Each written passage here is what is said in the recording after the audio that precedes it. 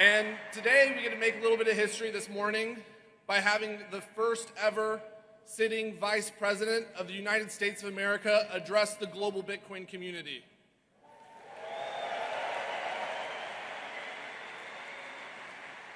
Are you ready? With that, join me in welcoming the Vice President of the United States of America, JD Vance.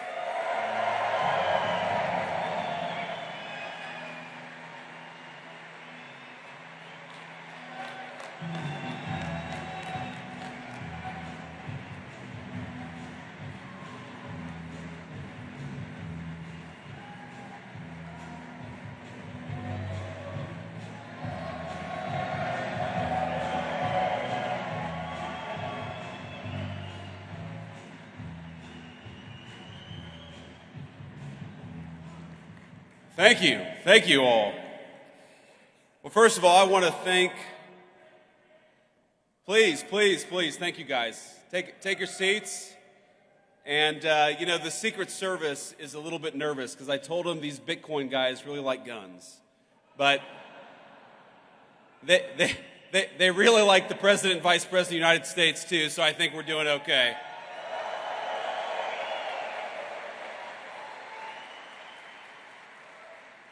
So I first have to thank David Bailey, grateful for everything that you've done for the Bitcoin community. Thanks in particular for what you did for me and the President, helping us get from candidacy to the White House, because we've done, I think, a lot of good in the past 120 days, and I don't think we could have done it without David's support.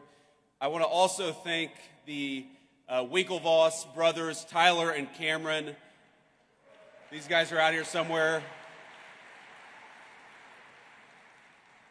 Who, I got to say, Tyler and Cameron, I think really helped break the dam in Silicon Valley. Because if you remember, you go back to June or July of last year, it feels like forever ago.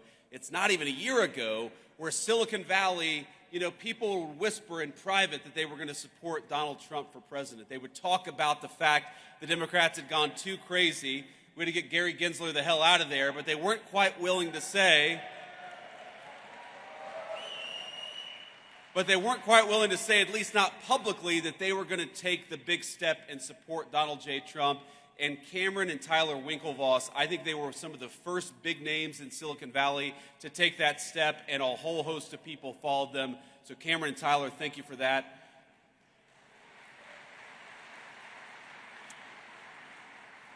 And of course, I want to thank the good people at Coinbase, the organizers of this event, and everybody who made this incredible event possible. It's great to be here with Bitcoin at 108,000, at least when I checked this morning, and as Vice President of the United States. It's great to be here.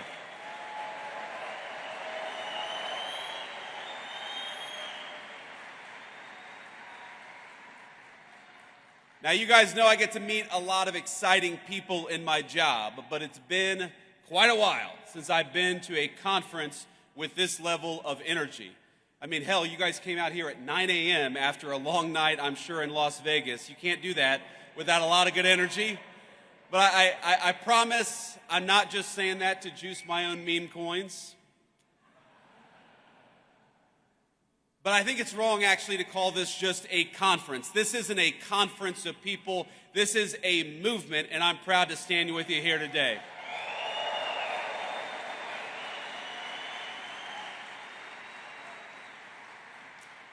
And I think this conference, this movement of people, is where the future of cryptocurrency in this great country gets decided.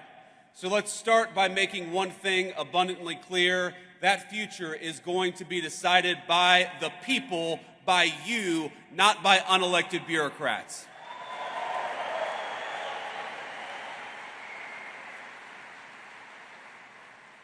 Now, as you all probably know, you've got a star-studded lineup here today, including several of my colleagues in the Trump administration. David, Bo, Hester, I know you're all out there. It's great to be among so many friends and allies. So, I want to speak for just a few minutes about a few things, and I want to talk a little bit about what we've done in the Trump administration. I want to give you a rundown of what this administration is doing on digital assets policy. But I also want to talk about some of the principles that help guide us as we develop this policy. But before that, I want to speak about why I'm personally optimistic about crypto and what it means for the American people. Now, people ask me why I tend to be bullish on the future of innovation in this country. Now, I spent enough time in Silicon Valley to recognize the difference between good tech, technology that boosts our productivity, makes our lives richer, that grounds us in the real world and complements our day-to-day lives. That's the good technology, but there's also some bad technology out there. And when it comes to crypto, I think the last several years have made it clear that we're talking about genuine, ground-up innovation, one that's already improving the well-being of tens of millions of our fellow citizens. I believe it's 50 million Americans own Bitcoin, and I believe that's going to be 100 million before too long.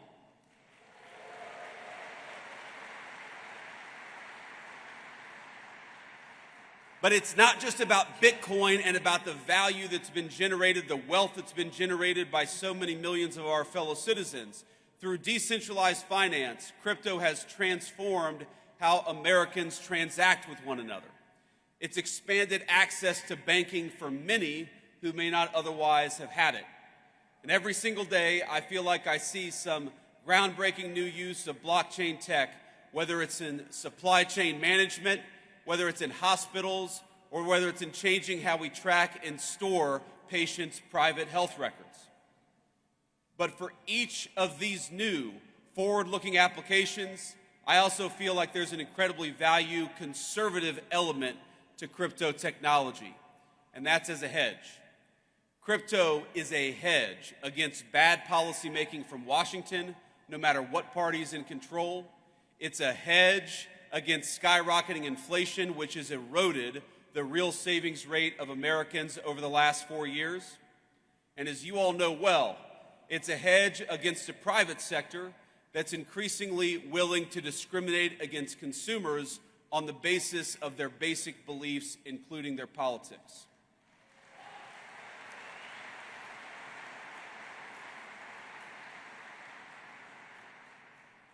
That includes, of course, debanking users for Second Amendment advocacy or for ties to the first Trump administration. In Canada, the government did the same to kill those big truck driver protests in 2022. Less than a week later, they succeeded. The protests were over.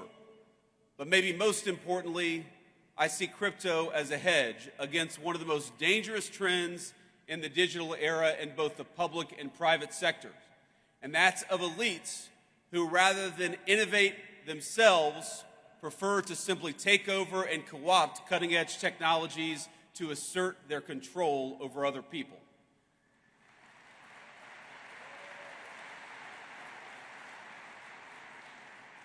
And I know we believe this in this room. That's not Bitcoin. It'll never be Bitcoin, and you guys are going to make sure that happens.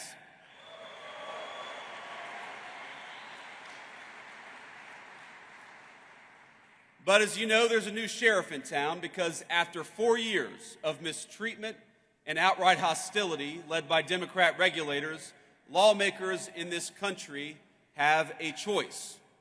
Will we lead our nation into a future of financial sovereignty, of innovation, and of prosperity, or will we let unelected bureaucrats and foreign competitors write the rules for us? And I'm here today to say loud and clear, with President Trump, crypto finally has a champion and an ally in the White House.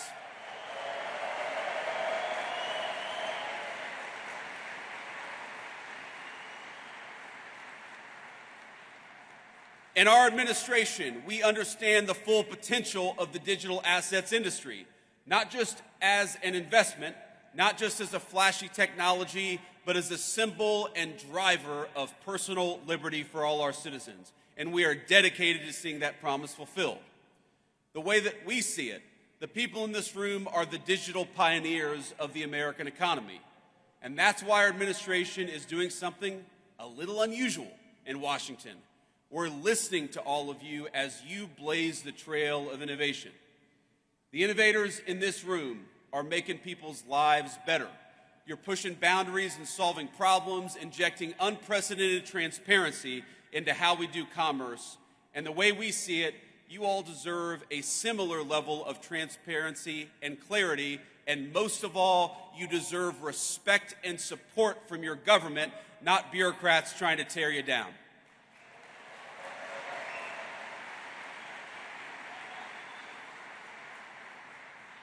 Now that means a few substantive concrete steps, and of course the first and most important of those steps is straightforward. We've got to clean up the wreckage that the last administration left us, and since day one, that is exactly what we've been trying to do. Our administration, we prioritize eliminating the rules, the red tape, and the lawfare that we saw aimed at crypto by our predecessors. We're ending the weaponization of federal regulations against this community. To put it simply, Operation Choke Point 2.0 is dead, and it's not coming back under the Trump administration.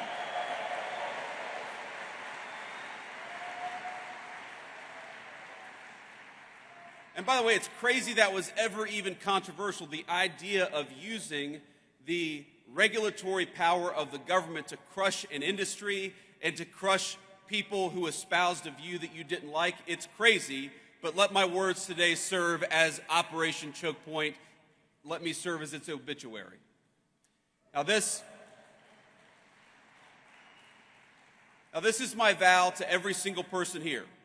You will never see this administration trying to handicap your community or diminish the impact it's had on the economy. Instead, we reject the Biden administration's legacy of death by 1,000 enforcement actions. We reject regulators. Maybe the most important thing that we did for this community, we reject regulators, and we fired Gary Gensler, and we're going to fire everybody like him.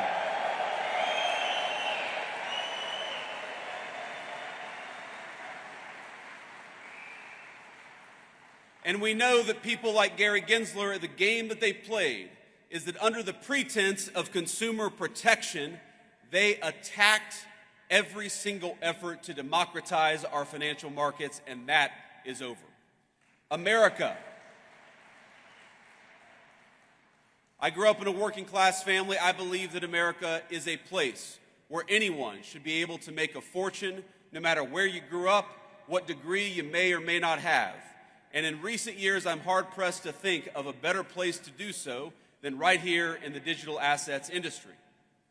Now, our second substantive step is we're trying to create a clear, pro-growth legal framework for stablecoins in this country. And I know we've got some solid allies in Congress. Is Cynthia Loomis out there today, or did she already go home?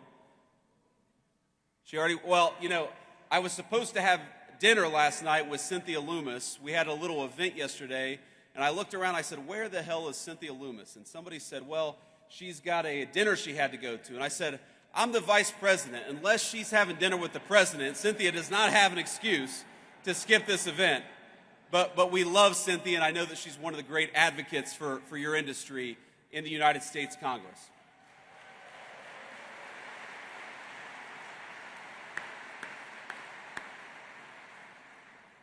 Now, I know, led by Cynthia and other great legislators, Congress is hard at work getting the Genius Act passed and across the president's desk as quickly as possible.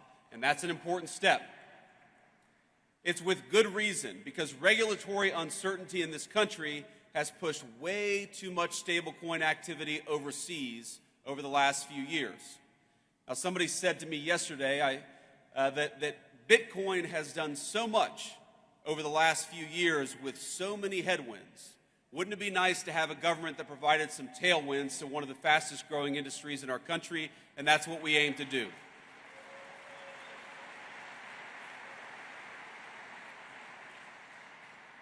And once the Genius Act is enacted, it's poised to vastly expand the use of stablecoins as a digital payment system for millions of our fellow Americans. It will also protect coin holders and inject further transparency into the market. And let me be emphatic on one other point.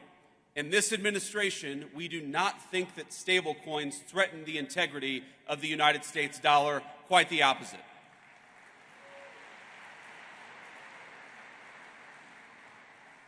In fact, we view them as a force multiplier of our economic might. Dollar-pegged stablecoins, particularly once Genius is enacted, is only going to help the American economy, and it's only going to help the American dollar. So, again, we're optimistic that the Senate is able to move quickly on passing a clean Genius Act, and for the House to follow up and do the same. And of course, once that happens, our great President Trump will sign it into law the minute it comes across his desk. Now,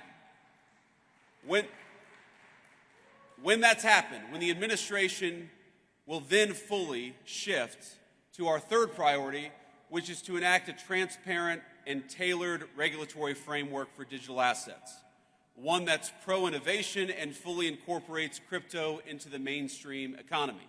And again, I've talked to so many of you over the last couple of days, and the consistent fear that I hear with all the great things that have happened over the last couple of months, the consistent fear that I hear is that there's still this perception that digital assets are not welcome in the mainstream economy, and let me promise you that our effort to change the policy is purely about changing that.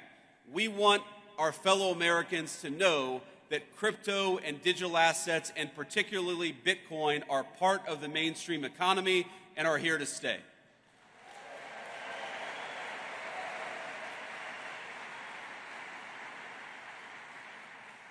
Now, we think the way to do that legislatively, because again, I hope that our party is in charge for a long time, but nothing is ever guaranteed in politics.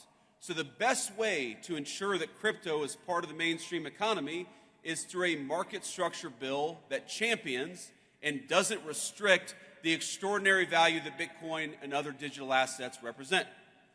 Right now, in this Congress and with this administration, we have a once-in-a-generation opportunity to unleash innovation and use it to improve the lives of countless American citizens. But if we fail to create regulatory clarity now, we risk chasing this $3 trillion industry offshore in search of a friendlier jurisdiction, and President Trump is going to fight to make sure that does not happen.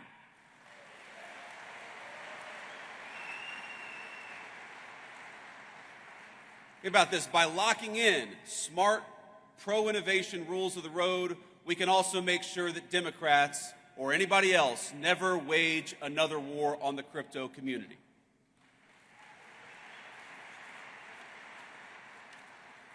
Now, I've already hit my time here, but before I head back to Washington, let me offer you just a few bits of advice and a few thoughts on where this industry is going. This is one politician's perspective, so take it for what it's worth. Maybe a little bit less than one Bitcoin right now. But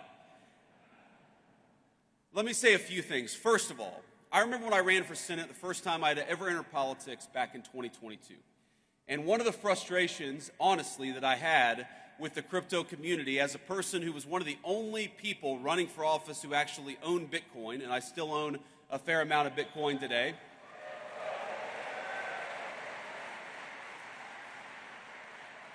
Think about this. This is during that campaign. That's 2021 and 2022. This feels like an eternity ago, but it was only 4 years ago, is that I recognized what so many advocates of Bitcoin recognize, which is what the Biden administration was doing, what Gary Gensler was doing was a disaster, and yet there didn't seem to be any real organization pushing back against it at the political level. And let me say that part of the reason that I'm standing here, part of the reason that Bernie Moreno defeated Sherrod Brown in the Senate campaign last year is because you guys got organized and got involved in American politics, and I'm grateful to you for that. But there's a lesson to take from that experience, which is that unless you guys get involved in politics, politics is going to ignore this industry. Now, you took a big step in 2024, and I'll tell you, every victory that we win, it's only a provisional victory. You know, one of my great mentors in Silicon Valley always told me that, Bitcoin, that the crypto community was about exit and artificial intelligence was about voice. Well, I know that a lot of people in 2024 in this community chose voice. You chose to speak up and you chose to get involved, and I believe you changed the trajectory of our country because of it. But you got to keep on choosing voice. Bitcoin, of course, people call it digital gold. But while Bitcoin is digital, none of you are. None of us are. What happens in the world of politics, what happens in the world of bureaucracy, it will affect even the most transformational and valuable technologies if we don't make the right decisions. So the first piece of advice, the first thing that I'd ask you is to take the momentum of your political involvement in 2024 and carry it forward to 2026 and beyond. Don't ignore politics, because I guarantee you, my friends, politics is not going to ignore this community, not now and not in the future.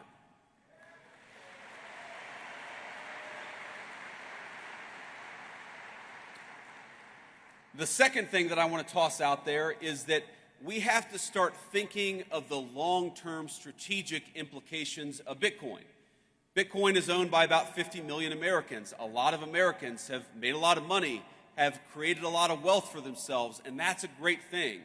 But I actually think that where Bitcoin is going is as a strategically important asset for the United States over the next decade. It's one of the reasons why President Trump, with the help of our great AI guy, David Sachs, it's one of the reasons why we started the Bitcoin Reserve, because we want to start to put in motion the strategic importance of Bitcoin for the United States government. We know that the PRC doesn't like Bitcoin. The People's Republic of China doesn't like Bitcoin. Well, we should be asking ourselves, why is that? Why is our biggest adversary such an opponent of Bitcoin? And if the Communist Republic of China is leaning away from Bitcoin, then maybe the United States ought to be leaning into Bitcoin, and that's one of the things that we're going to be doing.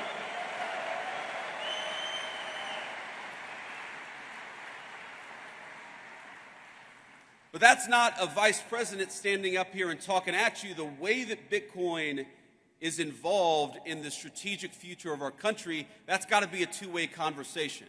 And so when I talk about getting involved in politics, one of the things that you guys got to do is continue to give us feedback and continue to tell us the ways in which Bitcoin can play a positive role in the strategic future of this country.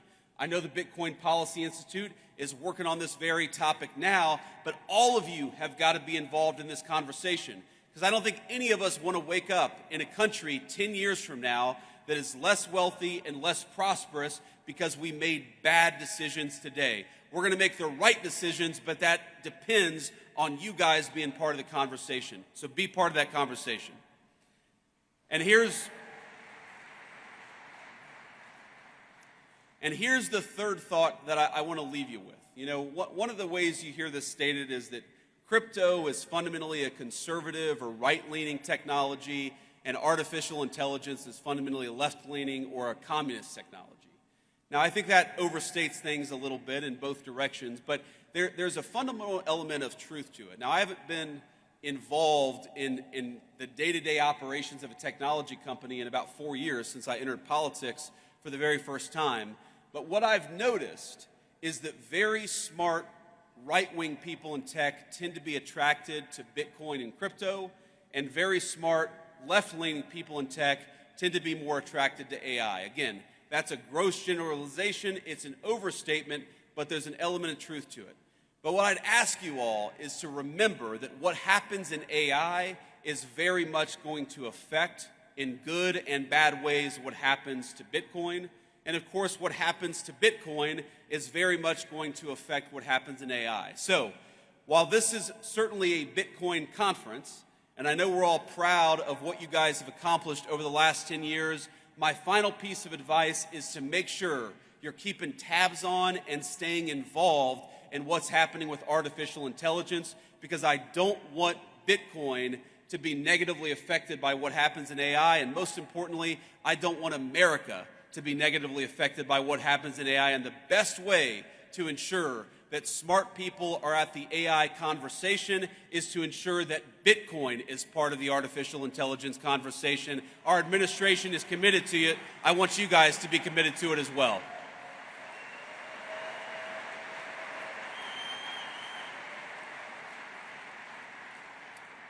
I just want to say in the next few years in the Trump administration, we've accomplished a lot, but we have plans to continue to make big progress for this industry and for the American people who rely on it. The whole of government, we're going to need your help, we're going to need your guidance, we're going to need your encouragement, and at times, yes, because this is politics, our politicians are going to need your pressure. So, have fun this week, but keep the pressure up. And we'll do great things together for our industry, but most importantly, for the cause of personal freedom and the United States of America. God bless you guys, and thanks for having me.